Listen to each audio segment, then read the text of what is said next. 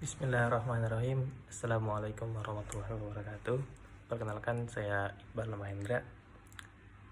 NIM saya 20 10 10 31 18, Prodi Ekonomi Syariah SC 20A.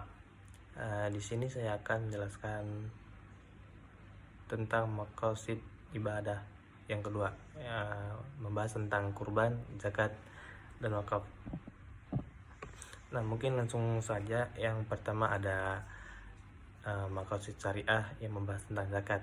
Nah, sebelum masuk ke maqasid syariah, kita perlu ketahui terlebih dahulu apa itu zakat. Nah, zakat secara bahasa artinya suci, berkah, ataupun berkembang.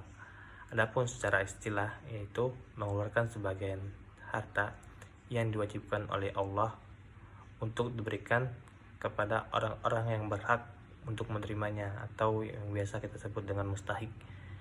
Adapun untuk yang kita berikan sesuai dengan kadar dan takaran yang sudah ditentukan.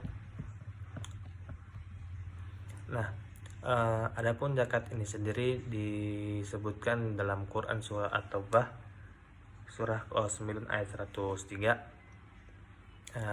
yang artinya, ambillah zakat dari sebagian harta mereka. Dengan zakat itu kamu membersihkan dan mensucikan mereka. Adapun zakat secara pengertiannya itu ialah sebagian harta yang wajib dikeluarkan oleh setiap umat muslim. Wajib ketika hartanya telah mencapai syarat yang telah ditetapkan. Zakat juga merupakan salah satu rukun iman, rukun Islam yang wajib ditunaikan oleh umat Islam.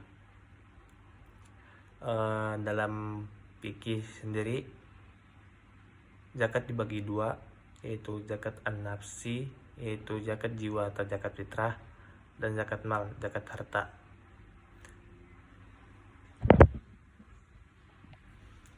Nah, untuk zakat nafs sendiri dikeluarkan dari harta yang dimiliki, akan tetapi tidak semua harta terkena kewajiban zakat. Adapun syarat-syarat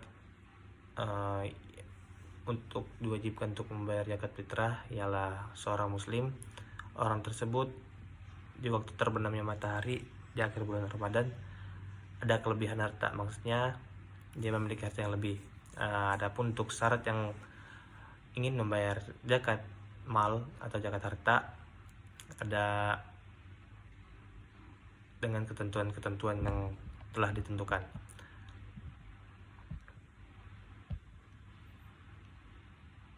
Nah, selanjutnya kita akan membahas maqasid syariah dalam wakaf. Nah, dalam maqasid syariah dalam beberapa pendapat, yang pertama ada mazhab Hanafi menyebutkan wakaf adalah tidak melakukan tindakan atas suatu harta tersebut yang berstatus tetap hak milik dengan memberikan manfaatnya kepada pihak tertentu, baik untuk saat ini maupun untuk waktu yang ditetapkan. Adapun untuk mazhab Maliki,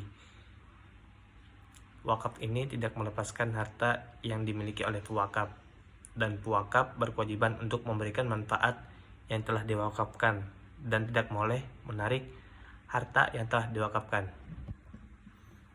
Adapun menurut Imam Syafi'i, ini mazhab Imam Syafi'i berpendapat bahwasannya wakaf merupakan pelepasan harta dari kepemilikan. Jadi harta yang dilepaskan melalui dengan prosedur yang telah ditetapkan, dan pewakaf ini tidak boleh melakukan suatu tindakan kepada harta yang telah diwakafkan kepadanya.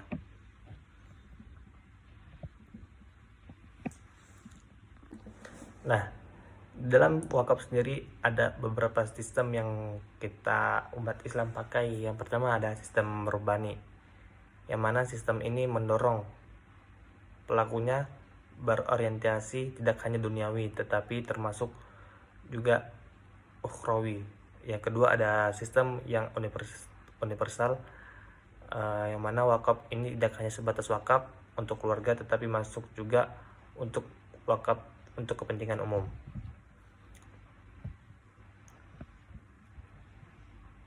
Adapun contoh maqasid syariah dalam wakaf ialah contohnya pembangunan masjid,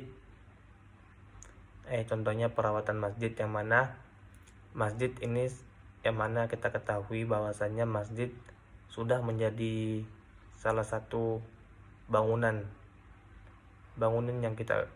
yang telah lama kita gunakan untuk pengajaran dan yang lain-lainnya. Wakaf juga terbagi ke beberapa bagian, ada wakaf hifdzul an-nafsi, wakaf hifdzul akal, hifdzul nasl, hifdzul mal. Nah, untuk contoh wakaf hifdzul nafs itu contohnya seorang sahabat yang bernama Tamim. Ia memberikan wakaf berupa rumah layanan yang memberikan makanan berat untuk mereka yang membutuhkan, khususnya untuk orang tua. Yang ketiga ada wakaf hifdzul akal, contohnya wakaf jasa dalam pembangunan perpustakaan, dalam membangun pokoknya segala yang berhubungan dengan pembangunan, hifdzul akal dalam berpikir. Yang keempat ada hifdzul nasl, contohnya seseorang yang mewakafkan rumahnya untuk dipakai oleh orang lain. Yang terakhir ada wakaf hifdzul al-mal, yaitu harta semua milik Allah dan manusia yang mengelolanya. Mungkin itu saja yang bisa saya sampaikan. Jikalau ada salah itu dari saya pribadi, jika ada lebih dari Allah Subhanahu wa taala, mohon maaf. Syukron, wabillahi taufiq wal hidayah. Wassalamualaikum warahmatullahi wabarakatuh.